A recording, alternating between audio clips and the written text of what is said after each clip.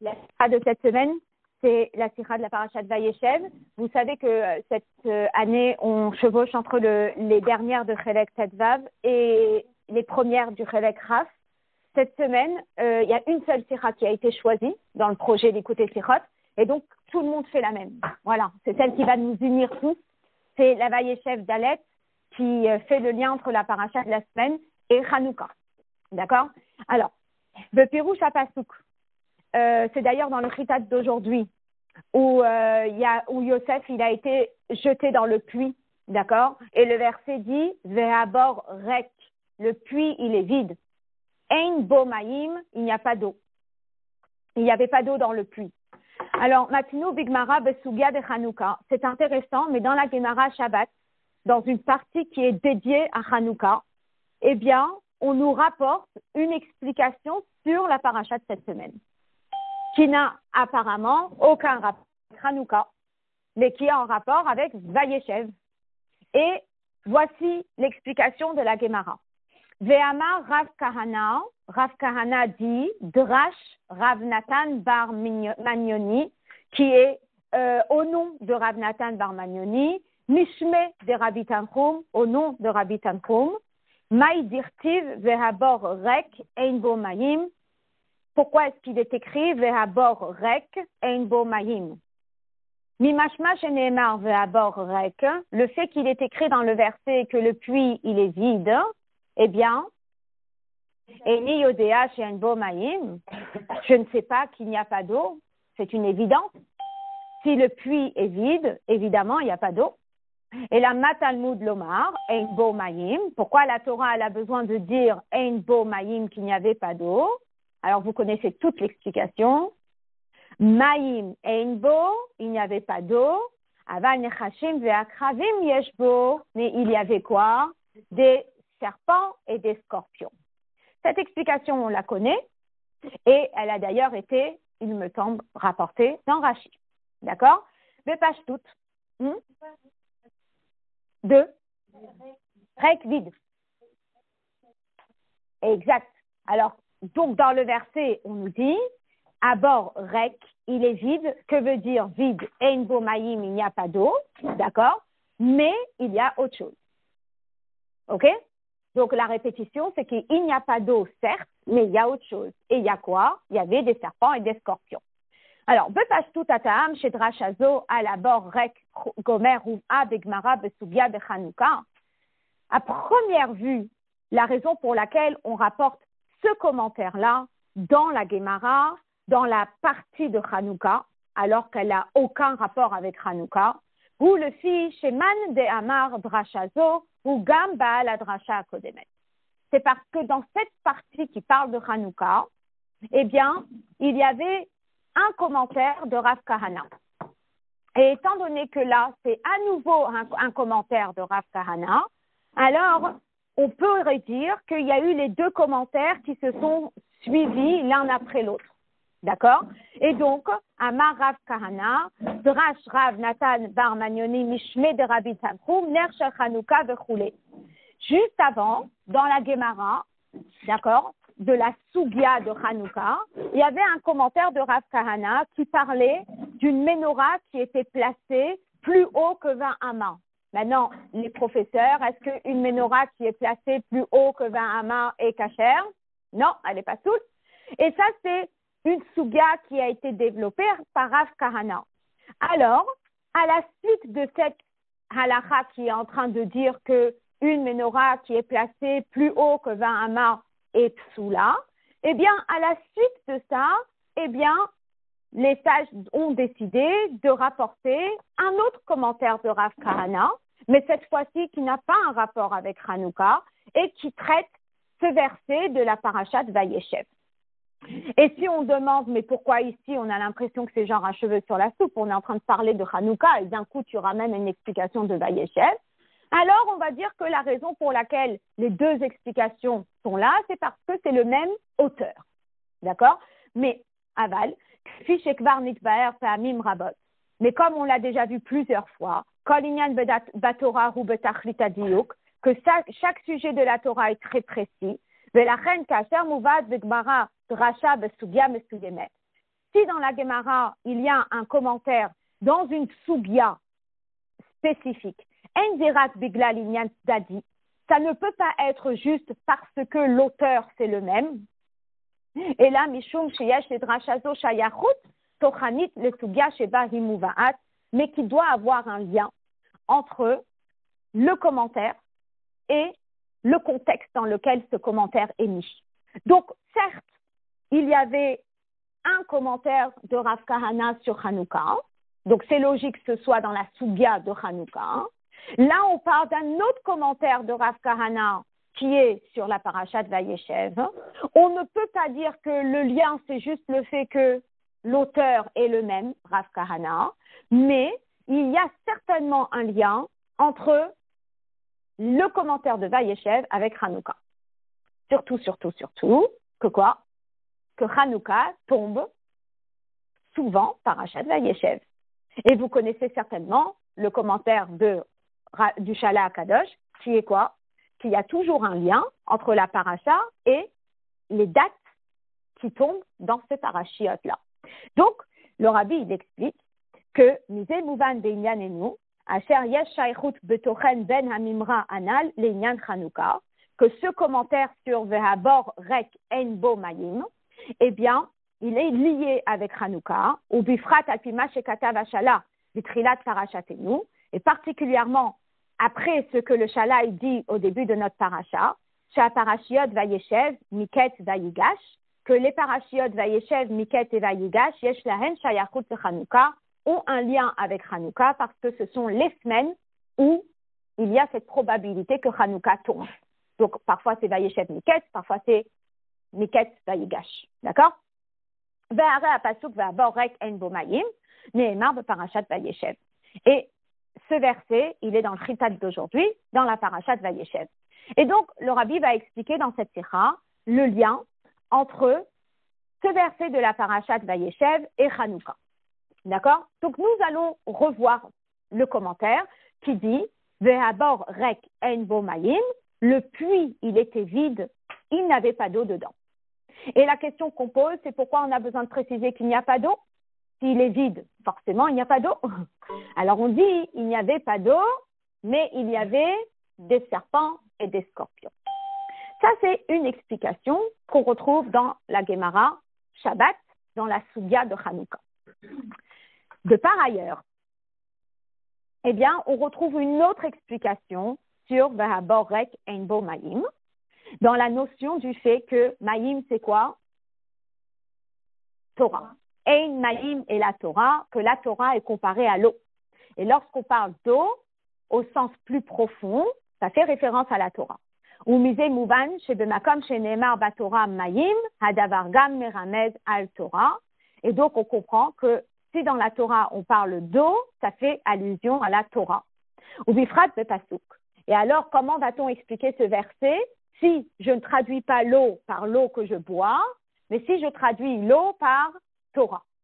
Je reprends le verset. Habor rek, le puits est vide. Ein bo mayim, il n'y a pas de mayim, il n'y a pas de Torah. C'est quoi l'explication? Le Midrash l'explique. Chez Medoubar Odot à Torah, et il dit Bor rek, le puits est vide. Ça veut dire que nitroken boro shel Yaakov. Le puits de Yaakov, il s'est vidé. Ça veut dire quoi? Ein bo mayim, il n'y avait pas d'eau. Ça veut dire ein bo divrei Torah, il n'y avait pas de parole de Torah. Shenim shelou la mayim. Et ça fait référence aux enfants de Yaakov qui ont mal interprété la situation. Et les enfants de Yaakov, ils ont jugé qu'il fallait tuer leur frère. Et les enfants de Yaakov, ils ont jugé qu'il fallait vendre leur frère. Donc, les Chachamim, ils expliquent que leur jugement était faux, leur jugement était erroné. Et comment ça se fait que leur jugement était erroné? Parce que, bor rek, il y avait un manque de Torah.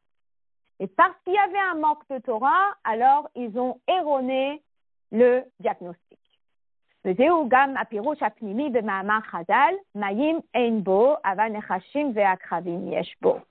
là, le Rabbi va expliquer qu'on peut comprendre au sens figuré ou au sens plus profond la notion qu'il y a d'eau. Il n'y a pas d'eau, ça veut dire qu'il n'y avait pas de parole de Torah. Et s'il n'y a pas de parole de Torah, alors automatiquement, il y a quoi? Il y a des serpents et des scorpions. Ça veut dire quoi tout ça? Et donc, le rabbi, il explique, Midrash, Hevi et Shnei Apirushim, le Midrash dans Bereshit Rabbah, il ramène ces deux explications au sens simple, qui est il n'y a pas d'eau, mais il y a des serpents et des scorpions, et au sens plus profond, il n'y a pas d'eau, ça veut dire qu'il n'y a pas de parole de Torah. Et le rabbi, il explique une notion incroyable, et il dit que chez Adam Omed Bematsav, chez Ein Bo Divrei Torah, Hare Memela Nechashim Ve'akravim Yeshbo. Lorsqu'une personne se trouve dans une situation où il n'y a pas de Torah, automatiquement il y a des serpents et des scorpions. Est-ce que c'est quelque chose auquel on adhère? Et le rabbi va en parler. Il dit Ein memutza beinehem, il n'y a pas d'intermédiaire. C'est ça ou ça. Soit tu es dans la Torah, soit tu es dans les scorpions et les serpents. Et là-dessus, je vous ramènerai un petit exemple. Haïnou, ça veut dire,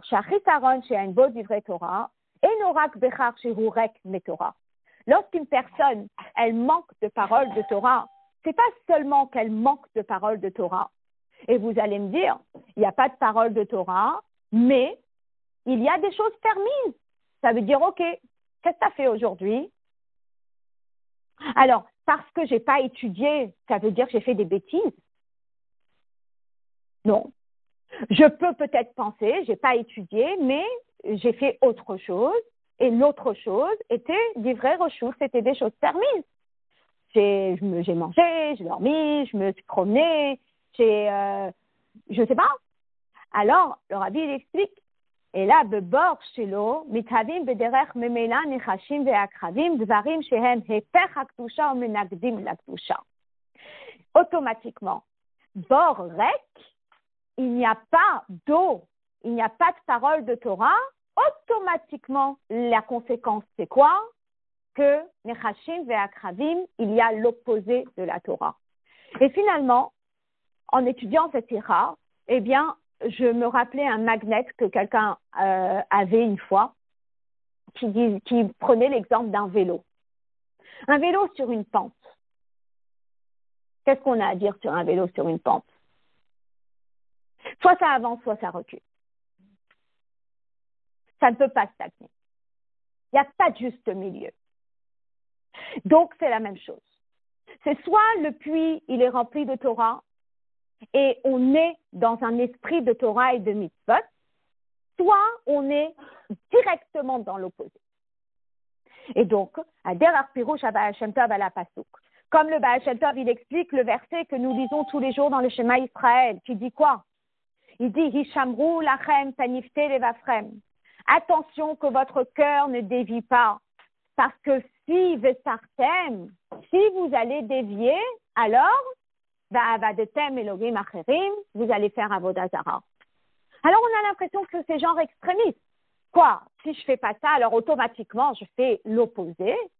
Kacher Adam mafrid et atmo me Hashem itbarech. Si un homme il se sépare de Dieu, miyad hu oved avodah zara velo yesh davar memutza, et tout de suite il fait avodah zara, il n'y a pas d'intermédiaire.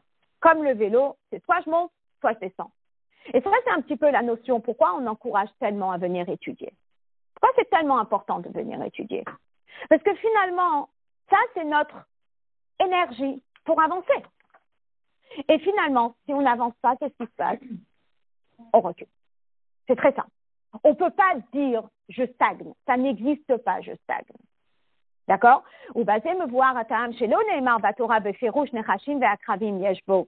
Et c'est la raison pour laquelle la Torah ne précise pas il y avait des serpents et des scorpions. Et là, davar nilmad zotota me'ain bo ma'im. Parce que c'est une conséquence évidente, systématique, que s'il n'y a pas d'eau, automatiquement, il y a quoi? Il y a des serpents et des scorpions. On n'a pas besoin de l'expliquer.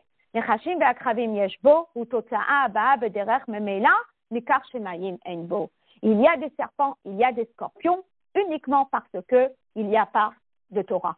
Très beau. Finalement, on ne doit jamais laisser un espace vide.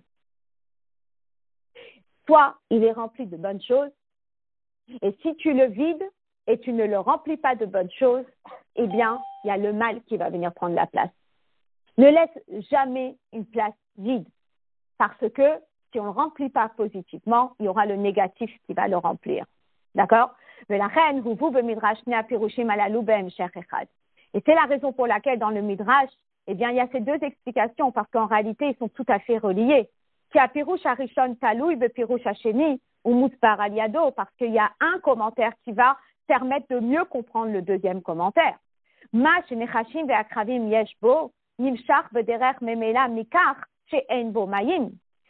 Si il y a des serpents et des scorpions, c'est une suite logique du fait qu'il n'y a pas d'eau. Et c'est la raison pour laquelle, eh bien, ça a apporté quelque chose qui était contre la Torah. Et les frères, qu'est-ce qui s'est passé avec eux? Eh bien, ils ont fait un mauvais diagnostic. Ils ont mal jugé la situation et ils ont vendu leur frère Yosef. Alors, les Chora, elles sont les Akshot. Mais on a quand même une question. Bishlama pirouche Abba Hashem Tov al vesartem vavadetem, asher anidon bo, hu hakesher vehadvekut de Israël vehakadosh baruch hu mouvan. Le Baal Shem Tov, quand il dit vesartem vavadetem, tu te détaches de Dieu, tu vas faire avodah zara. Quelque part, c'est extrémiste, mais c'est logique. Si tu te détaches de Dieu, ta connexion, elle n'est pas avec Dieu, forcément tu vas te connecter à quoi? À quelque chose qui est opposé à Dieu. Et qu'est-ce qui est opposé à Dieu? C'est l'avodah zara. D'accord? Donc, mouvan, chez Imrak, Sara, Adam, et Advekut, Kadosh, Baruchu, Vesartem, arrêtez kvar, Inyan, Sheheper, Vavadetem, Miyad ou Oved avodah zara. Akol, Panim, avodah zara, Bedakut. Si une personne, elle n'a pas d'émouna envers Akadosh Baruch Hu, automatiquement, qu'est-ce qui va se passer? Eh bien, elle va croire en Kochim Ve'otzem Yadi, elle va croire en la force de mes mains. Pourquoi une personne, elle a du mal à faire la Torah et les mitzvot et elle sent qu'il y a des obstacles? Parce que quelque part, elle manque de émouna. Donc, si elle manque un petit peu de émouna, automatiquement, elle va s'accrocher à tout ce qui est opposé à la Kedusha. Alors, évidemment, c'est jamais quelque chose de gros, ça peut être des petits détails, mais ces petits détails sont dus au fait qu'il s'est un peu détaché de sa connexion avec Dieu. Automatiquement, il va s'attacher à ce qui est opposé. Ça, c'est logique quand on parle d'attachement. Aval de Nidon Bidad. Mais dans notre cas, on n'est pas en train de parler de notre attachement avec Dieu. De quoi on est en train de parler dans notre cas? On est en train de parler de l'étude de la Torah. D'accord? Si, par exemple, il y a une personne qui a arrêté d'étudier, ça ne veut pas dire qu'elle a arrêté de pratiquer. Ça ne veut pas dire qu'elle est en manque de confiance en Hachem. Ça ne veut pas dire qu'elle s'est déconnectée de Dieu. C'est juste qu'elle n'a pas étudié. D'accord? Alors, la question va être, est-ce que c'est évident que si j'étudie pas, ça veut dire que je vais m'engager dans ce qui est opposé à la Torah? Vous imaginez? Combien de fois on a des empêchements pour étudier? Une semaine est passée, j'ai pas pu venir étudier. 2 semaines sont passées, j'ai pas venu étudier. Est-ce que ça veut dire que tout de suite je m'attache au contraire de la Torah? Ça a l'air quand même d'être assez extrême comme conclusion, d'accord? Et le rabbi pose la question. Il dit Madoua mukhrach bederech memela itavut metziutam shenechashim ve'akravim davar amenaged la Torah.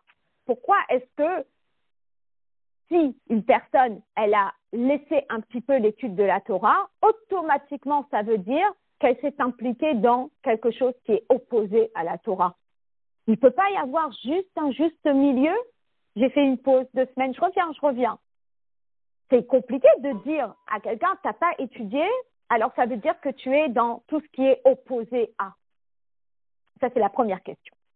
Après, le rabbi pose une deuxième question. Et il dit, Gam Sarech Leavin. Yadoua, je vais l'introduire à l'oral.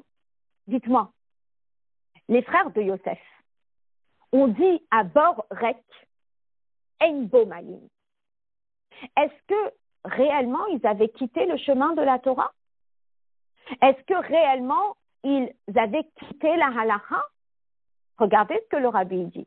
Yadoua chez Achei Yosef, Savron, chez Yosef Mechouyav Mita Alpidin.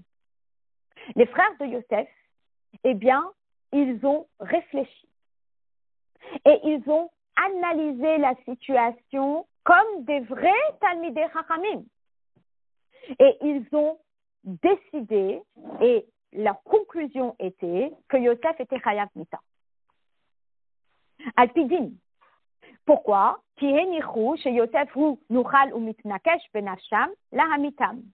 Parce que eux, tels qu'ils ont vu la situation et tels qu'ils ont analysé les rêves de Yosef, eh bien, ils ont constaté que Yosef, il voulait les tuer.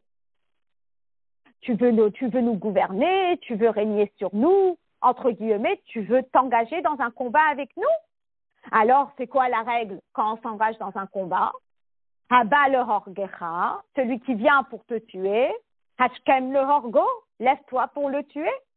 Donc, eux, ils ont fait une analyse qui était, selon eux, basée sur la Torah. Alors, le rabbi dit, selon la halakha, ils étaient dans leur droit de vouloir le tuer, mais melachal alav din rodef, du fait que eux, ils sont là dans une halakha qui s'appelle rodef, dans le sens que s'il y a quelqu'un qui te poursuit pour te tuer, toi tu peux te lever et le tuer en retour. Selon d'autres commentateurs, eh bien, il y avait d'autres raisons halachiques pour lesquelles ils avaient droit de tuer Yosef. Alors, si c'est ainsi, imken, mahu sheneemar bemidrash al yedeze shebipshu, la harok et Yosef nitroken, boro shel Yaakov, en bo divrei Torah. Alors, si il y avait une raison halachique pour lesquelles ils ont voulu tuer Yosef, d'accord? Alors, la question est, pourquoi est-ce qu'on dit que le puits était vide et qu'il n'y avait pas de parole de Torah? Ils ne sont pas partis comme ça, coup de tête, on va tuer notre frère. Coup de tête, on est énervé, on est en colère, on est jaloux, on va le tuer. Non, c'est justifié. Il y a ça et ça et ça et ça. Eh bien, il mérite la mort. Alors, comment est-ce qu'on dit que le puits il était vide et qu'il n'y avait pas de parole de Torah? On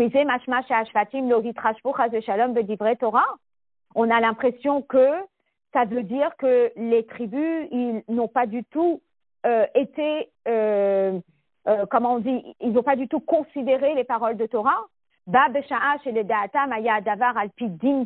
Alors que selon eux, ils étaient en train de suivre la halakha. D'accord?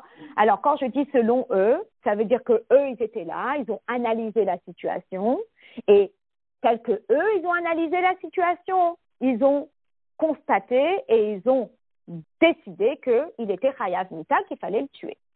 D'accord? Alors, si eux, tels qu'ils ont analysé la situation, il était Chayav Mita min HaTorah, alors dans ce cas-là, pourquoi est-ce qu'on dit que le puits, il était vide et qu'il n'y avait pas de parole de Torah et que c'est ça qui a fait en sorte qu'ils aient fait un mauvais diagnostic?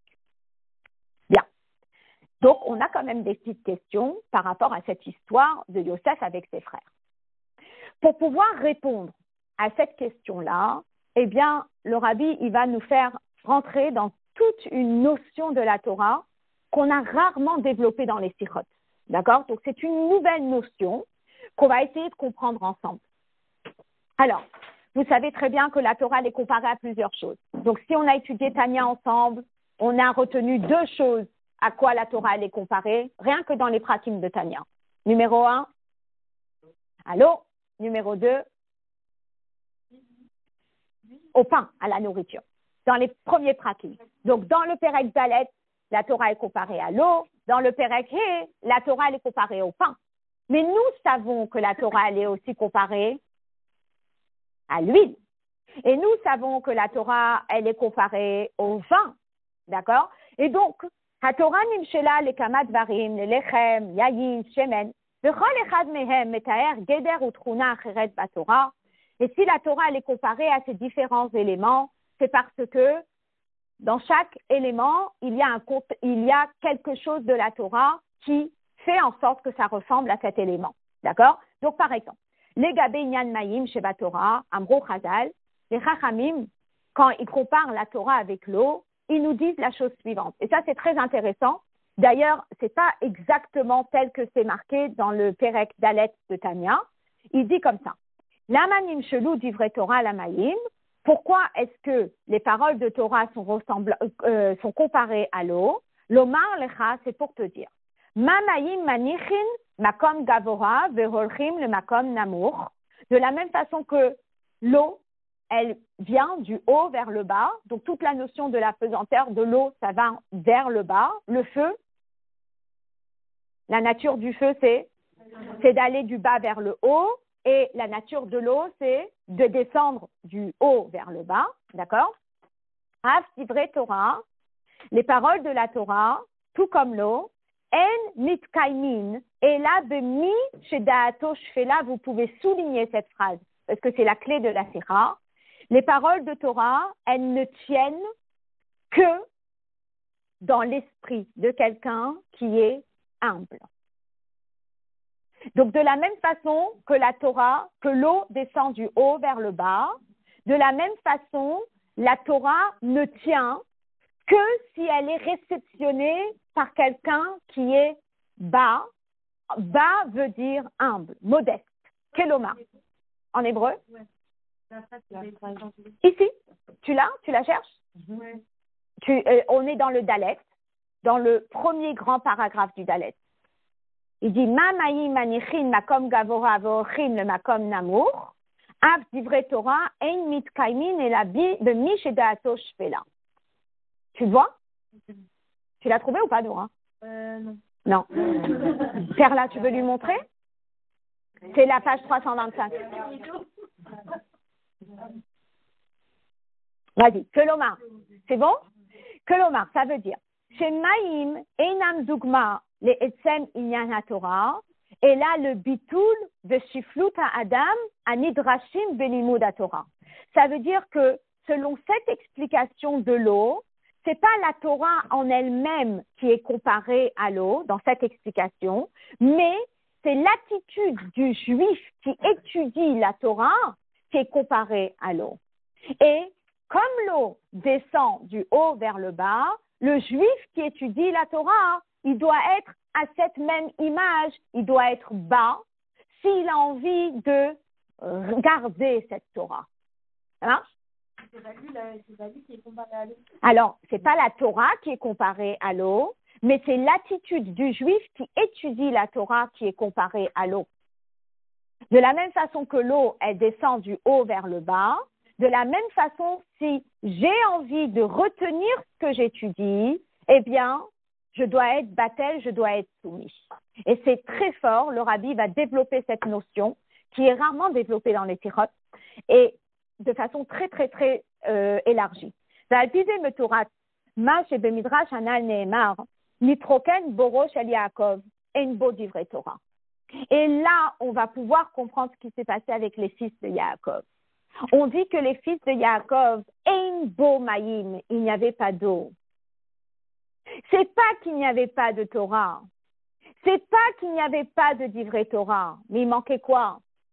Il manquait le maïm, il manquait le bitul. Ils avaient la Torah et ils connaissaient bien la halacha, ils connaissaient bien les dinim. Et là, chez Nehedar, inyan hamaim sheba Torah. Mais il manquait l'eau de la Torah.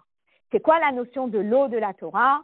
Habitul shenidrash mehem be'erer godel ma'alatam. Ou que mouvan me hachriyut והביטול בהדגשה שבתפילת העמידה, שהסדר בהן הוא קורא בברוך וזוקף בשם, אבל המלך כיוון שקרא שוב אינו זוקף. Et j'explique. Vous comprenez que dans le peuple juif, il y a différents niveaux de juifs. Il y a différents niveaux de juifs. Et plus la personne, elle est élevée, et plus elle est censée être soumise à Kadosh Baruch Hu. Peut-être que leur niveau de soumission était là. On ne peut pas dire qu'il n'y avait pas de bitul du tout. Mais par rapport à leur niveau spirituel, on attendait un niveau de soumission plus élevé. Et le rabbi, il explique, quand nous on fait la Shmoneh Esrei, on fait la Hamida, eh bien, Baruch, Ata Hashem, Baruch, on se prosterne, mais Hashem, on se relève. Par contre, Quelqu'un qui a un niveau spirituel plus élevé, eh bien, Baruch, il se prosterne et il reste prosterné. D'accord? Donc, le niveau de Bitoul varie selon le niveau spirituel de la personne. Les enfants, jusqu'à la fin de la Hamida. Ouais, oui, ben, c'est ça la ra que je viens de lire. Il dit, je ne sais pas, j'ai pas vu. Aval Meler, Kevan Shekara Shuv et Nozokef. D'accord? Donc, le roi, hein, une fois qu'il se prosternait, eh bien, il ne se relevait qu'à la fin. D'accord? Aval Alpizé, Tikrazak Akushi Anal. Alors, on a une question. Er itachen shekaasher rek en bo mayim, rak en bo mayim, azay bederach memela nechashim ve'akravim yesh bo, וכי משום כך, בלבד שהלימוד נהדר ביטול ושפלות, תתהווה מציאותם של נחשים ועקרבים, דבר המנגד לעניין התורה. Alors le rabbi, du coup, il renforce la question et il dit, attends, qu'est-ce que tu es en train de me dire? Tu es en train de me dire qu'il y avait, oui, la Torah chez les enfants de Yaakov, et la seule chose qui manquait, c'était quoi? C'était Bitoul, c'était la soumission. Alors, c'est très étonnant. Il y avait la Torah, il manquait la partie soumission, et malgré cela, c'était remplacé par quoi? Par Nechashim, Ve'akravim, par des serpents et des scorpions. Ça veut dire que, pas qu'il n'y avait pas de Torah, et comme il n'y avait pas de Torah, alors il y avait serpents et scorpions. Il y avait Torah, mais parce qu'il n'y avait pas de Bitoul, alors il y avait serpents et scorpions. Et le rabbi va expliquer cette notion extrêmement importante de l'étude de la Torah. L'étude de la Torah n'est pas une étude. L'étude de la Torah, ce n'est pas une matière. L'étude de la Torah, ce n'est pas une culture. L'étude de la Torah, c'est la sagesse de Dieu. Et c'est avoir la bonne perception. Qu'est-ce que c'est l'étude de la Torah? Les scientifiques, les chercheurs, quand ils étudient, ils sont satisfaits, ils ont mis un objectif, ils ont atteint leur objectif et ça donne place à beaucoup d'orgueil. Une personne qui étudie la Torah doit se sentir comment à la fin de son étude? Elle doit se sentir tout petit. Tout petit devant cette mer de Torah qui est devant nous. Mais pour arriver à se sentir tout petit, c'est une prise de conscience. Je ne suis pas en train d'étudier une matière. Je ne suis pas en train d'étudier une culture. Je suis en train de comprendre et de m'attacher à Kadosh Baruch Hu. C'est sa sagesse et je me sens tout petit. Et le rabbi va énormément développer cette notion de l'étude de la Torah. Donc le rabbi basé. Ikar Torah hu, ma she aliada aliede alimudva mitkacher à Adam le noten à Torah. Quand nous on est assises maintenant en train d'étudier la Torah, on est en train de s'attacher à Dieu qui est celui qui nous la donne. Velachan inyan habitul vehashiflut utnai ikari. Et ce ressenti de soumission et ce ressenti de me sentir tout petit, c'est une condition primordiale dans l'étude de la Torah. Kolzman, chez Adam ou Metziut bifnei atzmo, tant que la personne se sent quelqu'un, Harei wadain mugdar behagbalot shel nivra, alors il est limité en tant que créature. Velachem eno mesugal lehitkacher el noten haTorah shehu beligvul. Ça fait plusieurs semaines que ça nous suit, cette histoire de limité et illimité. On est limité. Et comme on est limité, eh bien, normalement, c'est pas shayar qu'on saisisse quelque chose d'illimité. Le limité, il ne peut pas saisir l'illimité. Pour pouvoir saisir l'illimité, il faut faire quoi? Il faut s'annuler. Tant qu'on est une metsiout, tant qu'on est quelqu'un qui comprend, eh bien, on est un être limité. Et tant qu'on est un être limité, on ne peut pas s'unir avec l'illimité. C'est pas possible. Pour pouvoir s'unir avec l'illimité, nous, on doit, entre guillemets, se fondre dans cette illimité. Mais pour pouvoir se fondre dans cette illimité, il faut faire quoi? Eh bien, il faut se sentir tout petit. D'accord? Et donc, הרי הוא עדיין מוגדר בהגבלות שנברא ולכן אינו מסוגל להתקשר אל נותן התורה שהוא בלי גבול. דווקא על ידי זה שהלומד עומד בתנועה של ביטול בתכלית. Mais c'est lorsque la personne qui étudie, elle se sent tout petit, ובכך הוא יוצא מההגדרים וההגבלות שלו, et il sort de ses limites, Yesh biyechoto lehit kacher à la blikvoul, shenoten haTorah. Il peut maintenant s'unir à l'illimité. Vous savez, je ne sais pas combien on réfléchit aux phrases qu'on dit dans la tfila, mais dans Elokai Neshama, si je me trompe, c'est pas Elokai Neshama, pardon, excusez-moi, c'est Elokai Netzor. Elokai Netzor, le Shonimera, ou Sefatai Medaber Mirma, vous avez cette fameuse phrase, cette phrase qu'on dit, qui dit Venafshi Keafar la kol tiyeh. Mon âme, elle est comment? Keafar. Elle est comme de la poussière, la colle devant tous. Et après on dit Petach libi betoratecha, ouvre mon cœur pour comprendre ta Torah. Pour pouvoir comprendre la Torah, qu'est-ce qu'on doit faire? L'étape introduction pour pouvoir comprendre la Torah, c'est Venafshi keafar la kol tiyeh. Je suis rien. Je suis tout petit. Je ne suis pas une metsiout à part entière. Je suis tellement petit que je peux fusionner avec l'infini, avec Akadosh Baruch Hu. Que tant que je suis quelque chose, tant que je suis quelqu'un qui a un cerveau qui comprend quelque chose, je suis une metsiout, je suis une existence. Tant que je suis une existence, je suis limitée. Donc, pour pouvoir atteindre l'illimité, eh bien, moi, je dois devenir illimité. Et pour devenir illimité, entre guillemets, qu'est-ce qu'il faut que je fasse? Il faut que je me soumette entièrement à l'illimité. Que je me laisse, entre guillemets, porter par l'illimité. Vous comprenez? Ça veut dire que si j'arrive avec ma petite bouteille et je dis remplie avec l'illimité, c'est pas possible. La bouteille, elle est limitée. Comment tu peux faire entrer l'illimité dans le limité? D'accord? Et d'ailleurs, le rabbi va ramener un exemple. Il ne va pas ramener l'exemple de la bouteille, mais il va ramener un autre exemple. Oui. Mm-hmm. Alors, il ne s'annule pas automatiquement parce que si tu sors d'une étude satisfaite de toi et entre guillemets, orgueilleuse d'avoir compris quelque chose, ça veut dire que tu prends une place. À partir du moment où tu prends une place, tu es une metsiout. À ce moment-là, tu es limité. Donc, à ce moment-là, qu'est-ce qui se passe quand tu es limité? Mais quand tu es limité, tu ne peux comprendre que selon tes limites. Alors que si tu te détaches de tes limites, tu peux comprendre plus que tes limites.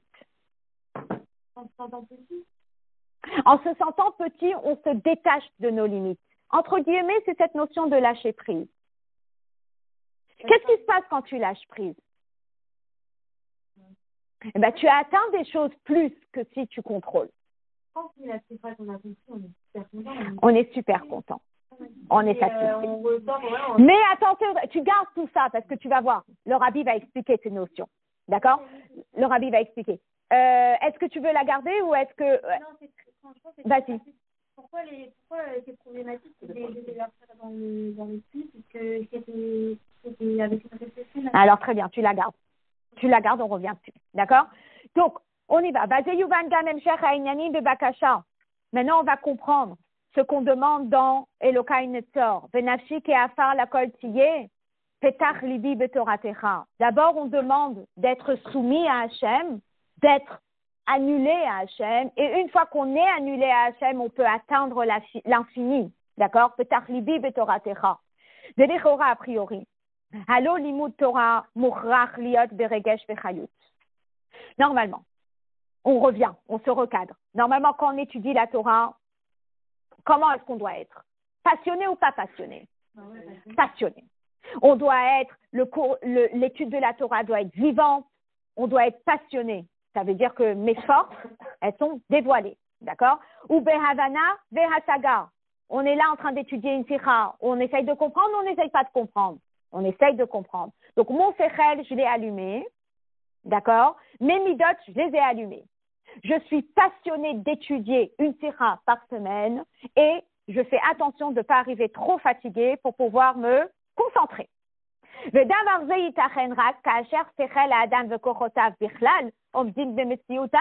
Donc, forcément, je suis un être humain qui est là en pleine force et il y a toutes mes forces qui sont en éveil. Mon intellect, il doit être en éveil et mes émotions doivent être en éveil parce que j'en ai besoin pour étudier. C'est vital.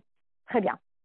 Mais, Nafshi keafar la kol tiyeh, quand je dis à Dieu, je veux être soumis à toi, à tout le monde, Sholel ou mevatel et metsiutam adam.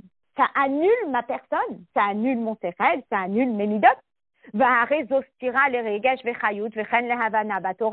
Alors ça semble être contradictoire à toute la notion de passion, d'émotion, de compréhension de la Torah. Alors comment on peut comprendre? Torah shelcha. מתי יכול האדם להיות כלי לתורתו של הקדוש ברוך הוא שהיא בלתי מוגבלת, דווקא כאשר יש בו תחילה הביטול מכל וכל.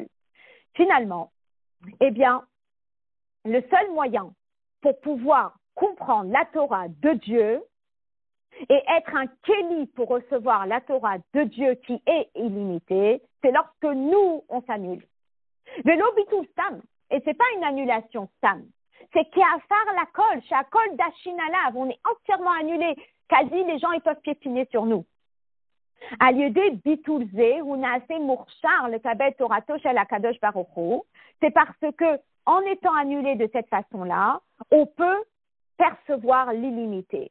Ve'azai, à lieu de Yagata Abba Lachar Miken, à lieu de Yegiata Adam Bekoar Sichlo, ou Kolet et Torato chez la Kadosh Baruch Bekochotav Apnimiyim, dans un premier temps, on nous dit c'est une introduction. Dans un premier temps, c'est je dois me mettre en prédisposition. Vous savez, c'est un petit peu comme quand on commence à étudier. Une élève, elle arrive et elle est face à quelqu'un où elle n'a pas réellement les mêmes façons de voir les choses. Donc, elle arrive avec sa bouteille comme ça. Elle est pleine. Elle dit, je viens entendre ce que tu as à me dire. Combien d'espace tu me laisses? Je te laisse ça, 2 centilitres. Tant que tu n'as pas vidé ta bouteille, tu ne peux pas réapprendre. Ça veut dire qu'il faut être ouvert. Donc, dans un premier temps, pour pouvoir saisir la Torah de Dieu, qui est illimitée et qui est infinie, dans un premier temps, il faut bitul. L'introduction à toute étude de Torah, c'est bitul. Moi, je dois annuler ma metsiout pour pouvoir faire une place à la Torah de Dieu qui est infinie. D'accord? La question est-ce que c'est qu'une introduction ou est-ce que c'est quelque chose de nécessaire pendant toute l'étude? Et là, eh bien, on va découvrir quelque chose d'extraordinaire. Est-ce que vous vous êtes déjà posé la question pourquoi, lorsqu'on étudie la Torah, quand on a la possibilité, il faut le prononcer avec la bouche?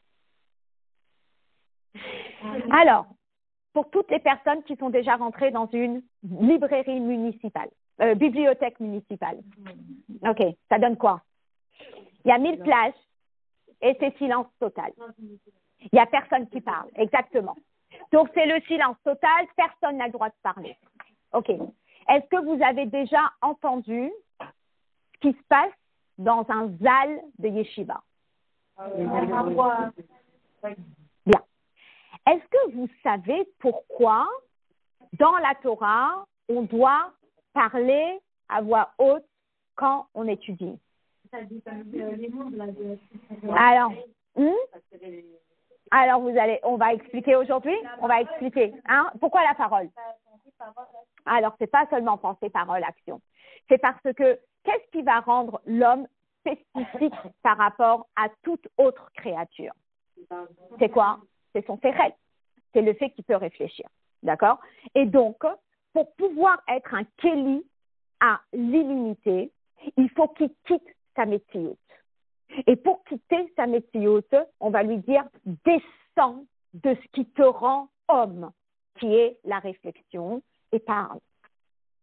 Et le fait de parler, eh bien, ça me fait descendre de mon niveau intellectuel, je parle, et ça me permet un bitoul qui va me permettre de connecter avec l'infini et avec l'illimité. Ça veut dire qu'il y a une raison profonde pourquoi quand on n'étudie pas dans la tête, on n'étudie pas à voix basse, mais on étudie à voix haute. Parce que le fait d'étudier à voix haute, ça fait en sorte que je quitte ma métioute de personne qui réfléchit et je le prononce. Et le fait de le prononcer, ça laisse une place à l'illimité. Et le rabbi va l'expliquer longuement dans la Sikha. Alors, il dit comme ça. Il dit, basé yuvan gam davar samoa shematinu belimud Torah, ve'ainu shebedibur Torah yashna ma'ala legabe havanat Torah. Que, effectivement, il y a quelque chose de très important dans le fait d'étudier la Torah avec la parole. Hadinhu, c'est quoi le din? Hame'arer bedivre Torah in sarich levarech birkot Torah, ki hirur lo que dibur me. Ça veut dire que quand, par exemple, vous vous êtes levé le matin, on ne peut pas dire des paroles de Torah sans avoir fait les brachot de la Torah. D'accord? Par contre, on peut penser des paroles de Torah sans avoir fait la bracha de la Torah. Pourquoi? Parce que penser n'est pas comme parler. Le chol ma shelomed behirur levad, eshar lo lehotzi bispatav, ve'eno motzi eno yotze belimudze, yede chovat mitzvat velimadetem otam. Imaginez-vous que celui qui étudie uniquement dans la pensée, il n'a pas validé l'étude de la Torah tant qu'il ne l'a pas prononcée. Vous imaginez? Donc c'est pour ça que quand on rentre dans une pièce où il y a un homme qui étudie la Torah, il ne va pas étudier dans sa tête, mais il va prononcer ce qu'il étudie. Et on l'entend étudier à voix haute. Et ça fait partie de la mitzvah de l'imoud Torah. Et il n'a pas validé la mitzvah de l'imoud Torah tant qu'il n'a pas prononcé à voix haute. C'est ramizo, plus encore. Havanat Torah kshura le dibur Torah, que la compréhension est liée au fait de le prononcer, que Ma'amar Chazal, comme le verset dit, le Chachamim explique, Chaim aime, que l'étude de la Torah c'est la vie, le mot T'em, pour ceux qui le... Alors, le mot T'em, on va dire, le mot T'em, c'est pour ceux qui l'ont trouvé, mais les Chachamim qui expliquent, Atikre le mot T'em, et là le mot T'em BP, que c'est la vie pour ceux qui le font sortir avec la bouche. Et l'orak BP et là beramach evarim shelach mishtameret ve'im lav ena mishtameret. Et ce qui est incroyable, c'est qu'on nous dit que si tu vas étudier la Torah dans la tête ou à voix basse, tu ne vas pas retenir. Si tu veux que la Torah elle reste partie intégrante de toi, eh bien, il faut que tu la prononces à voix haute. De dibour, très important. Le Chora a priori, que chez Adam Medaber vivre Torah, mais à Torah chez Baal PV, nommé Vin, Machemoti de fils. Alors vous allez me dire, c'est tellement important de le dire avec la bouche. Ok, je vais étudier les 3 prakim de Rambam. Je comprends rien. On dit, si tu comprends rien, Psak Zinhu Beshulchan Aruch, chez Noner Shav Limud Klal, je peux pas dire que tu as validé l'étude. Que l'Omar chez Nyan Alimud Betorah chez Baal Pe, Tochano ou Havana Bedavar Anilmad. Normalement, quand on étudie une halakha dans le Shulchan Aruch ou une halakha dans le Rambam, il faut le comprendre. C'est im kel lama nogea kol kach hadibur batorah. Alors, qu'est-ce qui est tellement important? Le fait de comprendre ou le fait de le prononcer? Et donc, ve'at kedekar she'im adavar chaser, azai lo dai she'en tzarich levarech, ve'en yotze yedei chovat mitzvat ve'limadetem otam, et la gam ena mishtameret, afinu avanat Torah ena mishtameret etzlo. Donc, d'un côté, on nous dit qu'il faut absolument le prononcer, parce que si tu ne le prononces pas, eh bien, tu ne vas pas le retenir. Mais d'un autre côté, on sait que c'est quand même important de le comprendre, parce que si je ne comprends pas Torah chez Baal Pé, eh bien, je ne valide pas l'étude de la Torah. Alors, on nous dit que c'est très important de le prononcer. D'un autre côté, on sait que c'est important de le comprendre. Mais finalement, pour valider l'étude, il faut le prononcer. Ouais. Ça veut dire que d'un côté, il faut le comprendre, mais d'un autre côté, si tu le comprends, mais tu ne le prononces pas, tu n'as pas validé l'étude. Alors, c'est effectivement, comme on dit, quand tu as cette capacité de pouvoir le faire. C'est pour ça que dans la formule d'une yeshiva, il y a toujours le binôme. Et le binôme, c'est l'un qui explique à l'autre et ils étudient à voix haute. Il y a toute une façon d'étudier.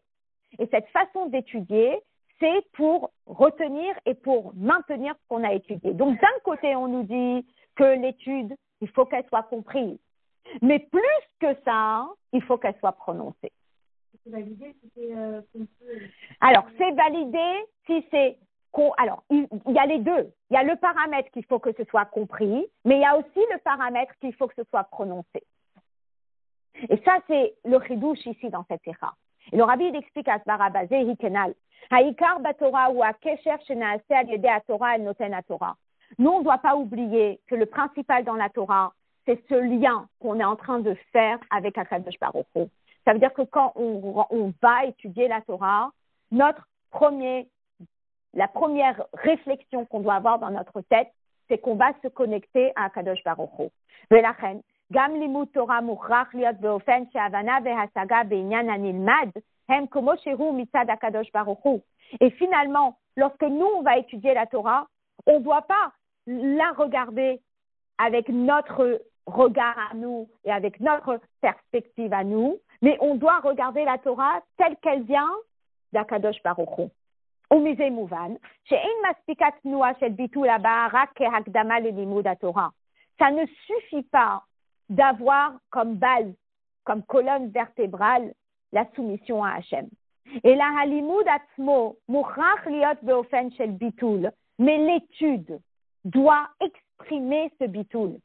Et pour exprimer ce bitul, qu'est-ce qu'on fait? On doit le prononcer. Il y a le sechel, mais pendant que ton sechel il fonctionne, eh bien, tu le prononces. Et le fait de prononcer, ça te permet de quitter ta metsiout. Tu prononces. Et le fait de prononcer, c'est ce qui, comme on dit, c'est ce qui cultive le bitoul pendant l'étude. Alors, il y a le sechel, mais en même temps, on le prononce. Le rabbi va l'expliquer là. Il dit,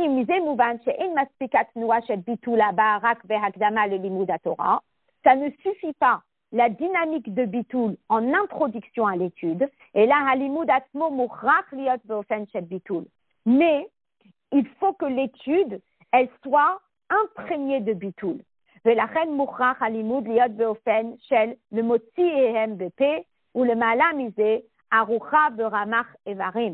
Et donc, c'est pour cela que l'étude, tout au long de l'étude, on doit le prononcer. C'est une notion qui est très nouvelle. Je pense qu'elle a besoin d'une certaine, comment on dit, que ça mature un petit peu dans notre esprit. Mais c'est une notion qui est très très forte et qui explique pourquoi, vous savez, on rentre à la choule, on voit les gens qui prient, on ne prie pas avec les yeux. Très important le fait de le prononcer avec la bouche. Et le fait de prononcer avec la bouche, eh bien, ça fait en sorte dans notre personne d'être battel à Kadosh Baruch Hu. Et le rabbi explique, il dit que chez Yehudi Lomet Torah Rak Bekoach HaSechel, lorsqu'un juif il étudie la Torah qu'avec son intellect, Hamala Eliona chez Be'adam qui est son point fort, l'intellect, qui est notre point fort, le point fort de l'être humain, Nishar ou Adaïn Bemetziut Shelo, il reste dans sa Metziut. Et s'il reste dans sa métiout, à ce moment-là, il ne peut pas réellement comprendre la sagesse de Dieu parce que le limité ne peut pas cerner l'illimité. Et on apprend ça à partir d'un kalvachomer. C'est quoi le kalvachomer?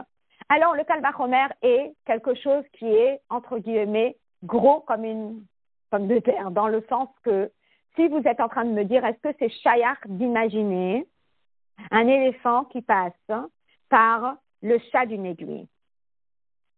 Vous pouvez imaginer une chose pareille? Le chat d'une aiguille, c'est une aiguille pour coudre. Est-ce que c'est possible d'imaginer une telle notion qu'un éléphant passe par le chat d'une aiguille? C'est tellement pas imaginable que c'est quelque chose dont on ne rêverait même pas. Tellement que c'est pas imaginable. Vous pouvez imaginer un gros éléphant qui passe par le chat d'une aiguille? Non. Comment vous pouvez imaginer que la sagesse de Dieu soit perçue par notre petit sechel? Donc c'est uniquement si tu es battel. Voilà. Et donc, là on l'apprend d'un kalvachomer. Mipila de Haïl, Bekoufa de Martha. Est-ce que c'est possible d'imaginer un éléphant dans le chat d'une aiguille? Ou ma pile, Asheru Mukbal, Hinekevan Shekufa de Martha, Katani Menu, Mufrach Adavar le Gamre, Shiyucha Leikanet Bekufa de Martha. on va prendre ces deux éléments qui sont limités. L'aiguille, c'est limité, et l'éléphant, c'est limité. Et malgré ça, je ne peux pas envisager, imaginer qu'un éléphant rentre dans le chat d'une aiguille, à tel point que nous disent les sages, c'est même pas quelque chose qui pourrait, vous savez, dans les rêves, on rêve l'imaginable comme ça, mais même ça peut pas rentrer dans un rêve tellement que c'est pas une notion qui peut être conçue par l'être humain. Alachat kama vekama she'atorah kshura lakadosh baruch hu habeli gvula amiti bevadai ena yechola lehikanes ou lehitafes besichlo shel adam mudad ou mukbal. On peut pas imaginer la Torah de Dieu, la sagesse de Dieu qui est infinie, qui est illimitée, qui soit perçue par un intellect limité. Ou le fichar. Et c'est pour cela, ena mishtameret. Eh bien, elle ne peut pas être retenue. J'étudie la Torah, la logique voudrait que quoi? Que je la retienne pas. Lo yitachen sheyeh la kiyum etzlo. C'est pas possible que ça soit perçu par un être humain limité. Que me soupar bigmaracham, comme c'est raconté dans la Gemara, de cet élève qui ne retenait pas. Et pourquoi il ne retenait pas? Shehaya shone belachash. Parce qu'il étudiait à voix basse. Et comme il étudiait à voix basse, il restait dans sa metsiout. Et comme il a une metsiout qui est limitée, il ne pouvait pas percevoir l'illimité. Machéenken, par contre, kacher alimud naasegam aliede hape. Mais lorsque la personne, elle quitte sa fierté, elle quitte son ego, elle quitte son sechel, et elle descend. Elle descend au niveau de la parole. Elle descend au niveau de son corps. Elle quitte son point fort.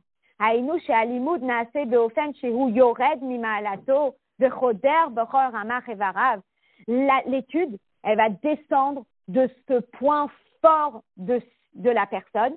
Elle va descendre dans la bouche, dans la parole, elle va descendre dans les membres. Ça veut dire qu'il quitte son ego.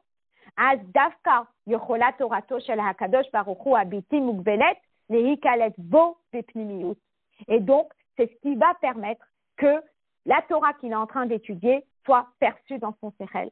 Et c'est incroyable quand même, parce que vous savez quoi? Lorsqu'on est en train d'étudier quelque chose avec la pensée, je la comprends avec mes limites, n'est-ce pas? Bon, si je prépare mon cours avec la pensée, je la comprends avec mes limites. Maintenant, je suis assise ici et je suis en train d'utiliser ma parole. Eh bien, je quitte mes limites. Et je suis en train de mieux comprendre que si je n'avais utilisé que ma pensée. Donc, quelque part, en quittant ses propres limites, on arrive à atteindre quelque chose de plus fort. C'est un petit peu comme le professeur avec son élève. Lorsque je prépare un cours, et je le prépare dans ma tête, etc., je l'ai compris. J'arrive en classe et je dois l'expliquer à quelqu'un. Automatiquement, je vais utiliser quel outil? La parole. Eh bien, le fait de descendre, je quitte mon secret personnel, mais quelque part, je peux atteindre des choses plus élevées et mieux comprendre. Pourquoi je comprends mieux? Parce que j'ai touché l'illimité. Grâce à quoi j'ai touché l'illimité? En quittant ma metsiout et en passant par la parole, en passant par les 248 membres du corps. C'est une notion de chassidout qui, la vérité, je ne me rappelle pas l'avoir vue ailleurs, dans une autre sira.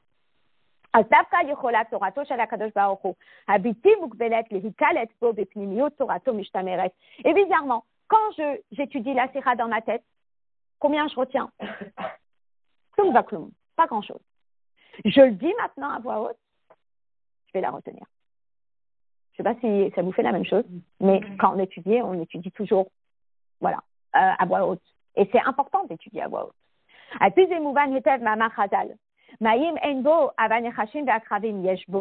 Et là, on va pouvoir reprendre le début de la sira qui nous parle, il y a pas d'eau, mais il y a des serpents et des scorpions. Puisque le plus important dans l'étude de la Torah, c'est notre connexion avec Dieu. Et cette connexion avec Dieu, elle ne peut se faire que par bitoul. Alors il n'y a pas d'intermédiaire. Im yesh bo habitul noten haTorah, azay hu mekaven belimudo la mitata shel Torah. S'il est battel à Hachem, alors il va pouvoir voir les choses avec la bonne paire de lunettes et avoir le bon diagnostic. Exact. Mais s'il n'est pas battel à Hachem, automatiquement c'est quoi? Nechashim ve'akravim. Et c'est très fort cette notion. Quand on dit qu'un rave, il tranche. Lorsqu'un rave, il tranche, il n'est pas là avec son propre sechel. Il a la smicha, il a une smicha qui lui a été donnée d'un autre rave, d'un autre dayan, etc. Automatiquement, il a quoi? Il a sayata dishmaya. Et la tfila que va faire le rave, c'est de répondre, comme on dit, enfin, comme il faut, d'accord? Donc, im hamayim abitul shebatorah nedarim chas v'shalom, s'il manque l'eau, s'il manque le bitoul, azay chasera lo hashaychut noten haTorah, alors il perd la connexion avec Hakadosh Baruch Hu. Et s'il perd la connexion avec Hakadosh Baruch Hu, eh bien, nechashim ve'akravim yeshbo, il va faire un mauvais diagnostic, ça va être nachash, ça va être akrav, etc. L'ozo bilvat she'eino shaychut la Torah. C'est pas seulement qu'il n'a pas de lien avec la Torah. Et la bechach hu af menaged l'kdusha, mais il est opposé à la kdusha que Ma'amar Chazal einani vahu yocholim nadur ba'olam. Dieu, il dit, je ne peux pas cohabiter avec X. C'est qui le X? Einani vahu. C'est qui Hu? Alors, Hu, c'est l'orgueil. Veyeter amizo, keilu oved avodat kochavim kafar beikar. Et c'est ce qui va faire que il peut entièrement fausser le diagnostic. Et c'est ce qui s'est passé avec les enfants de Yaakov. Les enfants de Yaakov, ils étaient devant une situation, ils ont analysé la situation, ils ont dit Alpidin, Yosef, il est Chayaz Mita, et ils ont amené leur raisonnement. D'où tu t'inspires? De la Torah. Mais est-ce que la Torah, elle était Noten HaTorah? Ou est-ce qu'il y avait ton Sechel qui primait là? S'il y a ton Sechel qui prime, tu as coupé la connexion avec Hakadosh Baruch Hu, et à ce moment-là, tu n'as pas fait le bon diagnostic. Et donc, ils ont été déroutés de la Kavana. C'est pour ça, les filles, que quand on part en shlichut, et si on peut un petit peu détailler 2 secondes cette notion qui est tellement importante, quand on part en shlichut, ça dépend à combien on est battel au Meshaléach. Chaque personne qui va faire certaines choses en shlichut, il va dire « Mais si, c'est comme ça que j'aurais dû faire, c'est comme ça que je dois faire, c'est comme ça. » Il va toujours justifier son comportement. Mais parfois, il y a des comportements qui sont, entre guillemets, controversés. On dit « Mais comment ça se fait qu'il a fait ça? Il aurait dû faire ça. » Et il va arriver avec des arguments. Et il va dire A plus B égale C. Et voilà. Et il a prouvé par A plus B que ce qu'il fallait faire, c'était la juste chose à faire. Et on se dit « Mais est-ce que c'est réellement ça que le Rabbi voulait ?» Eh bien, pour être sûr qu'on fasse les choses al-pi ha-kavana, c'est toujours la tfila qu'on fait, c'est de faire les choses al-pi ha-kavana. Pour faire les choses al-pi ha-kavana, il faut quoi? Il faut bitoul. Je ne le fais pas pour moi. Je ne le fais pas pour ma fierté. Mais je le fais pourquoi? Parce que c'est comme ça que le Rabbi voulait. Et à ce moment-là, on a plus de chances d'avoir le bon diagnostic. Et c'est ce qui s'est passé ici avec les frères de Yosef. Qu'est-ce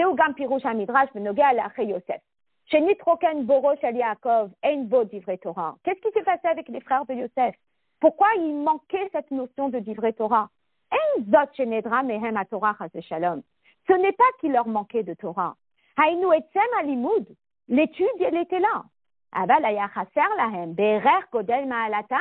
Mais regardant leur niveau, il manquait quoi? Amayim shebetorah, habitul. Velachen, psakadin shelahem benogea leonesh Yosef lo haya mekuvan. Et cette notion est très forte. Ça veut dire que finalement, s'il manque le bitul, on peut être entièrement dérouté. Et là, le Rabbi, eh bien, il va nous expliquer, dans le hot set, il va nous expliquer toute une autre dimension, qu'une des clés les plus importantes, c'est le bitul. Mais après, il y a une autre dimension qui est aussi importante, c'est une notion nouvelle qui est la notion de matana. parce qu'on dit dans la bracha, Asher bachar banu mikol ha'amim, venatan lanu et torato. Et donc, il y a une notion de matana, il y a une notion de cadeau. D'accord? Et donc, le rabbi, il explique. Asipur chez Beparachatenu, Odot, Moraot, Yosef, Ve'echad, Hem Akdama, le Galut, ou Geulat, Misraïm, Asher Tachlita, Mi-Inyan, Matan Torah. On sait que tout l'épisode qui s'est passé avec Yosef et ses frères nous ont emmenés à l'exil d'Égypte, à la sortie d'Égypte, à Matan Torah. V'chanugam benogea l'Inyan Mayim ein bo, ava nechashim ve'akravim yesh bo, shemelamedet otanu haTorah beparashazo, asher nogea hu lichlalut ha'inyan shel Matan Torah. Et finalement, notre verset qui parle, il n'y a pas de l'eau, mais il y a des serpents et des scorpions. Toute cette notion, ça nous ramène à l'étude de la Torah, ça nous ramène à Matan Torah. D'accord? Et quand on nous parle de Maïm, eh bien, ça nous ramène à Bitoul. Le Bitoul qu'une personne doit avoir pour pouvoir s'attacher à Kadosh Baruch Hu, pour pouvoir s'attacher à l'infini. Et Tradesh Beikar de Matan Torah. Et cette notion, eh bien, elle a été innovée à Matan Torah. החילוק בין לימוד התורה של האבות לפני מתן תורה ובין לימוד התורה של הבנים לאחרי מתן תורה הוא, vous savez très bien que même avant le don de la Torah, on étudiait la Torah. Donc les Avot, ils ont étudié la Torah. Mais c'était dans une autre dimension. Avant Matan Torah, alors Aya Alimud Bekoach Atzmo. Les Avot, ils étudiaient avec leur propre force. Propre force veut dire quoi? Midat Hatagato Shel Alomed Batorah, Haitarak Kechol Sheyesh Bekoach Hanimad Yitfasu Lehavin. Ils ne comprenaient que ce qu'ils étaient capables de comprendre. Donc c'était limité. Je suis capable de comprendre cette sikha, j'ai compris cette sikha. Je suis pas capable de comprendre le Mahamar, je comprends pas. Le Mahamar, je suis limité à ce que je suis capable de comprendre, ce que je ne suis pas capable de comprendre. V'achidush al Matan Torah hu. Et qu'est-ce qui s'est passé à Matan Torah? À Matan Torah, c'est Hachem qui me donne. Donc si Hachem il me donne, qu'est-ce qui se passe? Ben Hachem il me donne la force pour aller avec. Ils comprenaient l'étude de la Torah limitée, parce que c'était limité selon leur capacité. Ils étudiaient la Torah, mais ils étudiaient la Torah de façon dosée. Dosée par rapport à leurs compétences de compréhension. D'accord? Ça veut dire que c'est un petit peu comme les mitzvot. Ils faisaient les mitzvot qu'ils étaient capables de faire avec leur propre force. D'accord? Par contre, à Torah que Moshe hit, mais par contre, Matan Torah, c'est quoi? Venatan lanu et Torato, à Torah que Moshe hit Torato. Là, par contre, c'est la Torah telle qu'elle vient de Dieu. Nitna al yedei HaKadosh Baruch Hu lechol Yehudi. Kemuvan gam nipsak adin shekol Yehudi. Bechol yom mechuyav be'amirat birkot HaTorah. Donc, après Matan Torah, c'est Dieu qui nous a donné la Torah. Donc, c'est plus moi qui viens me servir, mais c'est Dieu qui me donne. Et quand Dieu, il me donne comment? Il me donne de façon illimitée. D'accord? Ou bechach yesh gam biyon le ma'amar chazal. Bitrila ya Moshe lomed Torah. Au début, c'est très intéressant. Moshe Rabbeinu, il étudiait la Torah, ou Meshakra, et il l'a oublié. Il étudiait, il oubliait. Il étudiait, il oubliait. Il étudiait, il oubliait. Et alors, qu'est-ce que Dieu il a fait? Nitna lo bematana, Dieu lui donne en cadeau.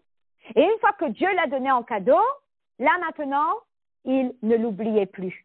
De l'Echorat à moi, Gam lifne Matan Torah, l'amdu Torah que divrei Chazal, liyamehen shalavotenu, lo persa yeshiva mehem, harep shita shem, lo shachochu et limudam. Mais comment peut-on comprendre cette notion d'oublier? Mais même avant Matan Torah, il y avait une yeshiva. Les gens, ils étudiaient et évidemment qu'ils retenaient. Donc, qu'est-ce que ça veut dire qu'il y avait l'oubli? Imken, yitachen shedavka lachare Matan Torah, haya Moshe lomed, ou Meshakra. Moshe, il étudiait et il oubliait. Et le rabbi, il explique. Habiur bazehu. Alimud lifne Matan Torah, hi bebrinat Torah, kefi she'erech abria. Avant le don de la Torah, elle était limitée. Velachen hi aita yechola lehikalet bepnimiyut. Les personnes qui l'étudiaient, eh bien, ils enregistraient, ils le retenaient, mais à dose limitée. Ma she'enken. Matan Torah, HaKadosh Baruch Hu Natan le Moshe Torato. Après Matan Torah, qu'est-ce qui s'est passé? Dieu, il a donné, comme on appelle, la superdose. Alors, comme il a donné la superdose, est-ce qu'ils arrivaient à tout retenir? Ils n'arrivaient pas à tout retenir. Et donc, qu'est-ce qui s'est passé? Eh bien, ils oubliaient. Alors, qu'est-ce que Dieu a fait pour qu'ils n'oublient pas la superdose? Eh bien, Natan lahem bematana, il leur a donné en cadeau. Je vous donne un exemple, d'accord? Imaginez, vous dites à un enfant, il faut que tu apprennes tout seul, par tes propres moyens, tu apprends ce que tu es capable d'apprendre. Combien l'enfant peut apprendre par ses propres moyens? Il peut apprendre par ses propres moyens, on va dire 2 lignes. Très bien. Il a appris par ses propres moyens, il a appris 2 lignes, on le félicite, il les a retenues.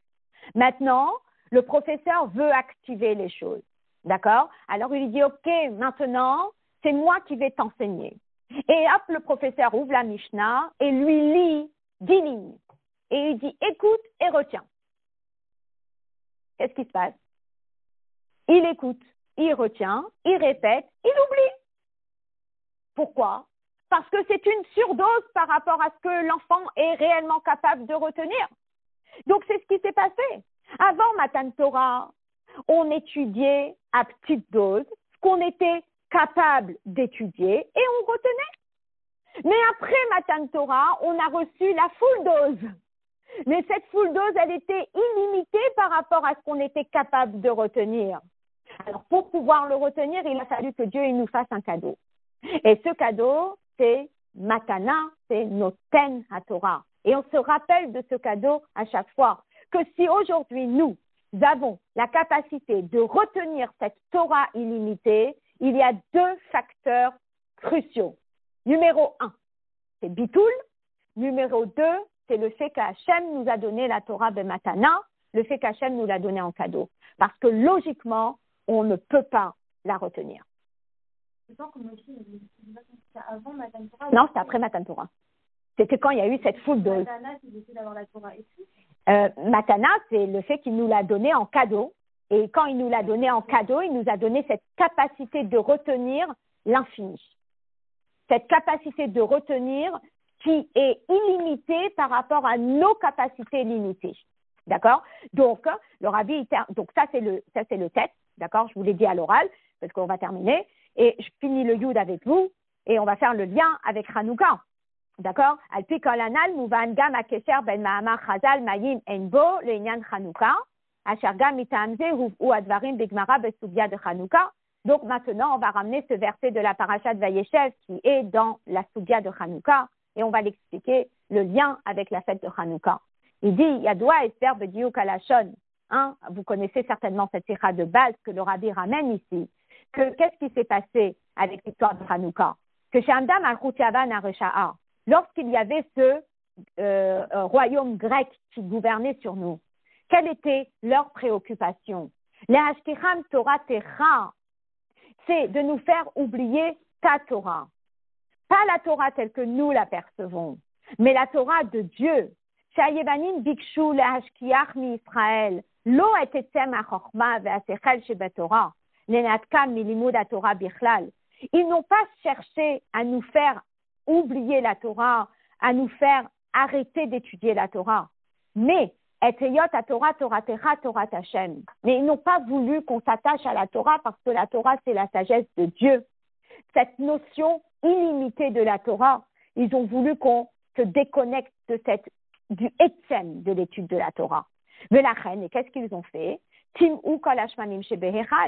sont arrivés et ils ont cassé cette relation inconditionnelle qu'on avait avec Akadosh Baruch Hu, qui est symbolisée dans la pureté et l'impureté. Et qu'est-ce qu'ils ont fait? Ils ont rendu impures les huiles. Qu'est-ce qu'ils auraient pu faire? Ils auraient pu prendre toutes ces bouteilles d'huile, ils auraient pu les mettre à la poubelle, histoire à les régler. Tu veux pas qu'on ait d'huile? On n'a pas d'huile. Non, ils nous ont laissé l'huile, mais chaque bouteille, ils ont enlevé le cachet. Dans la notion, j'ai pas envie de t'enlever l'huile, j'ai envie d'enlever le côté inconditionnel dans l'huile. Cette notion de Touma, de Tahara, c'est ça qu'ils ont voulu toucher. Ils ont été OK que les béné Israël ils gardent l'huile. Ha-Chochma ve'limud ha-Torah qui symbolise la sagesse et l'étude de la Torah. Aval ratouche et yeze shemen tameh. Mais ils voulaient que l'huile soit impure, chas v'shalom. Shelo yiyeh kashur l'ikdushat Israël, que ce soit pas relié à la sainteté de la Torah, le noten à Torah, à Dieu qui nous est donné la Torah. Et c'est pour ça que Dieu, il a fait un miracle. Ou par Shemen Tahor. Et on a trouvé cette petite fiole d'huile pure. Logiquement, on aurait pu allumer avec de l'huile impure parce qu'on était tous dans un matzav d'impureté, n'est-ce pas? Mais Hachem, il voulait faire rejaillir cette notion de Torah Techa. Hachem, il voulait faire rejaillir cette notion de Shemen Tahor. Donc, je passe au prochain paragraphe. La derach à me voir le Eil, chez Dafka l'idée Inyan Hamayim, chez Batora Habitu, le Noten à Torah, Nishmar Ha'adam, Minechashim Ve'akravim Yeshbo. Si nous, on a envie de se protéger des scorpions et des serpents, on a envie de se protéger, on a peur de ne pas faire les choses al-pi kavana, eh bien, arrête de t'angoisser. Une chose. Et c'est quoi? C'est bitoul. Bitoul, après, tu es sûr que tu es protégé. Il y a des rarsés ou bényan de Hanouka. Et on le retrouve dans Hanouka. Chez Dafka Aliédé Adlakat Nerot Hanouka, que c'est spécialement en allumant les bougies de Hanouka avec de l'huile pure, eh bien, Talia Rigla de Tarmoudaï. Alors, il y a une fameuse halakha qui dit qu'on a le droit d'allumer les bougies de Hanouka tant qu'il y a des gens qui marchent dans la rue. D'accord? Et le rabbi, il va expliquer cette halakha avec un jeu de mots. Le mot Tarmoudaï, qui veut dire les marchands, ceux qui marchent dans la rue, eh bien, Tarmoud, c'est les mêmes lettres que Moredet. Kolzman sheyesh chisaron be'inyan hashemen atahor toratecha, adayin yesh makom limerida behakadosh baruch hu, vesartem va'avadetem. Si il y a un souci dans l'huile pure, à ce moment-là, je laisse une porte ouverte à Mérida, je laisse une porte ouverte à une opposition à la Torah. Mais si je m'assure que l'huile, elle est pure, si je m'assure qu'il y a un bitoul total à Akadosh Baruch Hu, à ce moment-là, j'ai la garantie que l'huile, qu'il n'y aura pas de Mérida, que je reste dans la Kavana. Donc le rabbi il termine en disant, à l'aider à de la katanérot de Hanouka, en allumant les bougies de Hanouka, al petach beto mibachut à l'extérieur, atchehi meira et achut, elle va éclairer l'extérieur, azai kalia rigla de Tarmoudaï, tout ce qui pourrait être une objection à la Torah, puisque Tarmoudaï c'est les mêmes lettres que Moredet, tout ce qui pourrait être une objection à la Torah va se dissiper. Gam minashuk, même l'extérieur, betachlit hashlemut. Dehainu, shehadavar mechale legamre et inyan moredet. Si nous, on a l'étude de la Torah bien dirigée, avec la bonne base et avec la bonne perspective, à ce moment-là, il n'y a pas de mérida, il n'y aura pas d'opposition. Hachemeir et reshkat à Galout, jusqu'à ce que l'obscurité de l'exil sera illuminée, ou mevi bepoel et ageoula amitit ve'ashlema bekarov mamash, et on arrivera à la geoula amitit ve'ashlema. Donc finalement, il y a deux points dans cette sira. Le premier point, c'est toute cette notion de bitoul qui est mise en pratique par le fait qu'on prononce qu'on étudie à voix haute. Et la deuxième chose, il y a aussi cette notion qu'Akadosh Baruch Hu nous a fait le cadeau pour qu'on puisse toucher l'infini. On a répondu à la question de comment